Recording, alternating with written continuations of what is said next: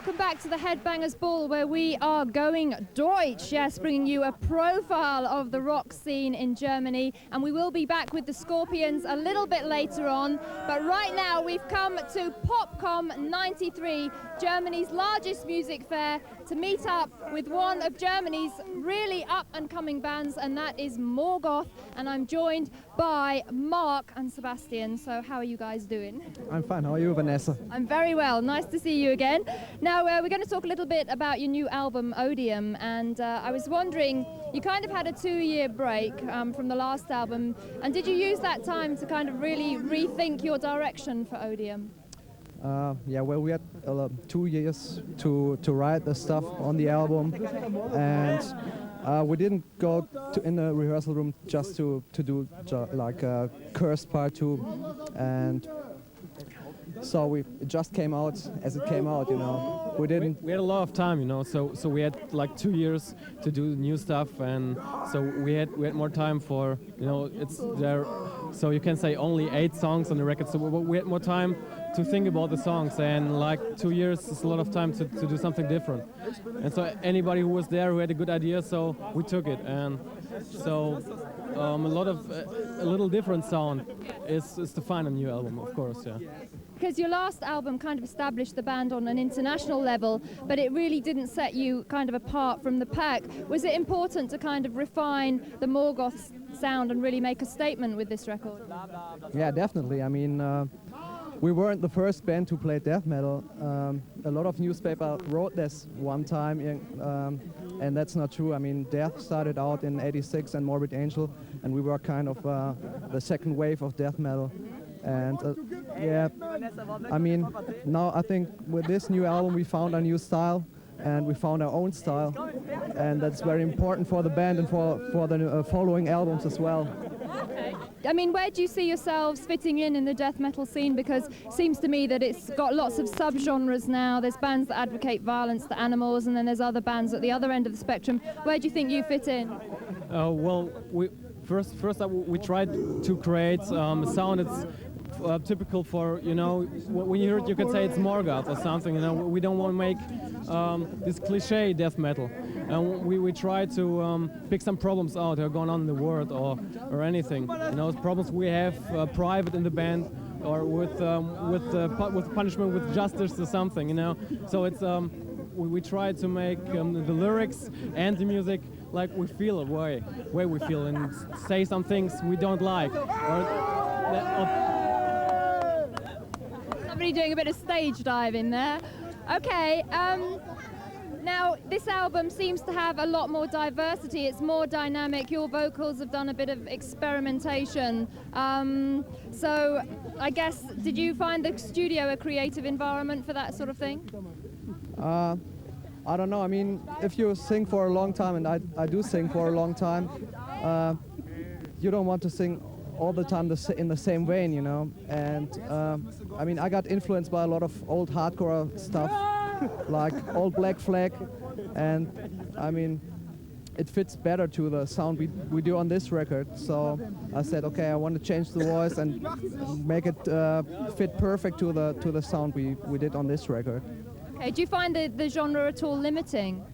It's limiting, yeah. It's what I said before is like finding our own way. So make music that you can say it's our style. You know, in our band of five members, and everybody listens to a different style of music, and so there are a lot of influences, and we try to put all these influences in one thing, you know. And I think it's we got this, or we hope we got this. I think the death metal scene actually doesn't exist anymore. I think a lot of bands do different types of music now. They put other influences, what they like by their own in their music. You know, and I think it's we got this, or we hope we got this. I think the death metal scene actually doesn't exist anymore. I think a lot of bands do different types of music now. They put other influences, what they like by their own in their music, and they mix it with the old death metal. And I think that's very important to get the scene alive. Okay, well, we're going to talk to you some more in just a moment, but right now we are going to go into a German triple thrash treat. And coming up, we've got Rage, Sodom, and first up, we're going to see Morgoth with their new video, a bit of an industrial kind of feel to this one. This is Morgoth, Under the Surface, from their new album, Odium, kicking off the German triple thrash treat. That was a German triple thrash treat, and as you can see, Morgoth is still with me on Headbangers Ball Goes Deutsch. We are talking about their new album, Odium, and Mark and Sebastian are here. And I was thinking, a lot of people have commented on the excellent production on this record. What factors made that possible? Was it just the producer or having a better budget or what? To tell the truth, we went in the studio 1 year before, and we did some pre-productions on this album, and didn't came out as we wanted to have it, you know. And we thought about going to America to mix it, to do it there, but then we talked to our producer, and he's very well known to that studio we worked in, and he said, no, I don't want to go to the States. Let's try it again with in a different way.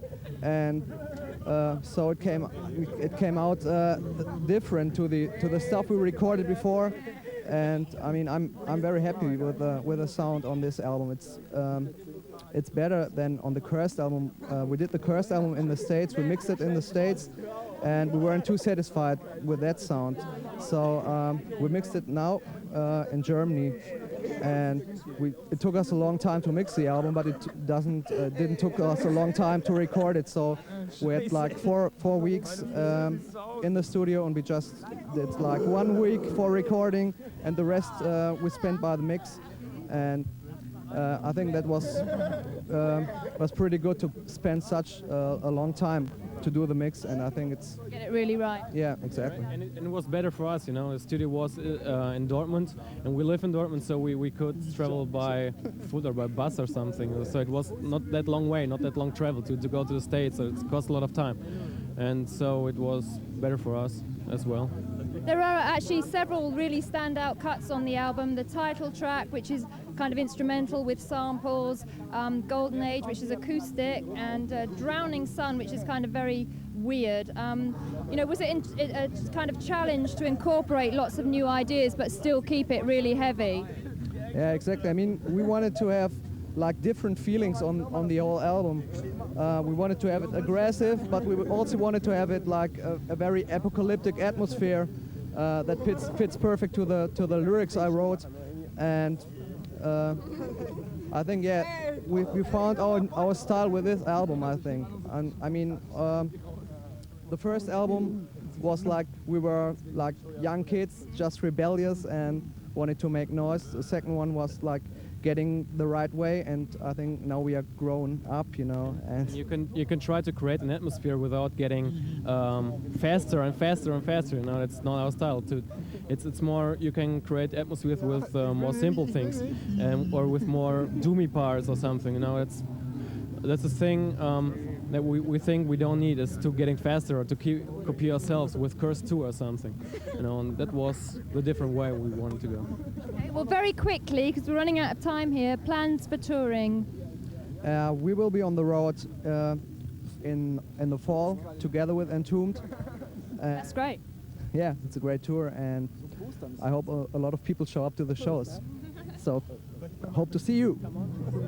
Okay, thanks very much to Morgoth, and right now we're going to go into another video, another German band, top German band. We are talking Creator, and we're going to have a little bit of renewal, but stay tuned, we've got more coming up as the Headbangers Ball Goes Deutsch continues.